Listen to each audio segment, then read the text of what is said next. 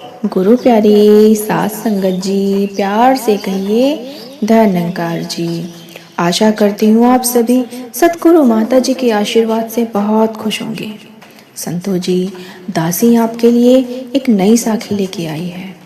आज की साखी का विषय है, जब चाय के कप ने जिंदगी समझा दे हमें, तो हमें जिंदगी समझ आ जाती है। एक चाय के कप ने हमें जिंदगी समझा दी। संतो जी, अब इस साखी में हमें क्या सीख मिलती है, चलिए सुनते हैं, इस साखी का आनंद लेते हैं। किसी छोटी सी बात पर पत्नी से तीखी नोकझोंक हो गई। गुस्से में वह बड़बड़ाता हुआ घर से बाहर निकल पड़ा। मन ही मन तय कर लिया कि अब इस झगड़ालू औरत से बात नहीं करूंगा। उसे लगता था कि पत्नी हर समय शिकायत करती है, सुकून से जीने ही नहीं देती। ठंडी हवा के बीच वह पास के चाय स्टॉल पर पहुंचा, चाय मंगाई और सामने रखे स्टूल पर बैठ गया। अचानक पास से आवाज आई, इतनी सर्दी में बाहर चाय पी रहे हो? उसने गर्दन घुमाई और देखा कि बगल के स्टूल पर एक बुजुर्ग बैठे हुए थे। उन्होंने झुंझलाकर जवाब दिया, आप भी तो इतनी सर्दी में बाहर ही बैठे हो जैसे मैं बैठा हूं। बुजुर्ग हल्की सी मुस्कान के साथ बोले, बेटा, मैं तो अकेला हूं, न कोई गृहस्थी है मेरी, न कोई अब मेरा साथी है। लेकिन तुम तो शादीशुदा हो बेटे, तो तुम ऐसे कैसे इतनी सर्दी में बाहर आकर चाय पी रहे हो? बस फिर क्या था संतो जी, उसके दिल का गुब्बारा फूट पड़ा। गुस्से से उसकी सारी बातें निकल पड़ी और चिल्लाकर बोलने लगा कि बाबा जी क्या बताऊं, पत्नी मुझे जीने ही नहीं देती। हर वक्त चिक चिक चिक चिक करती रहती है। घर में मैं चैन से नहीं रह पाता, इसलिए बाहर भटकना पड़ता है।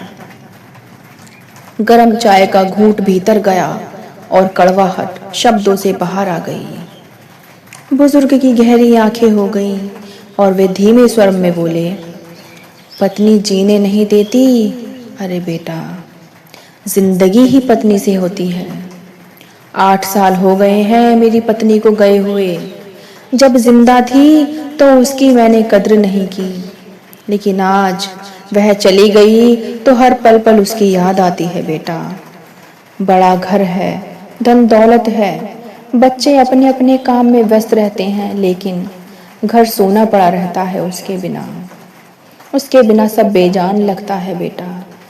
वही मेरे जीवन की धड़कन थी, मेरे घर की धड़कन थी।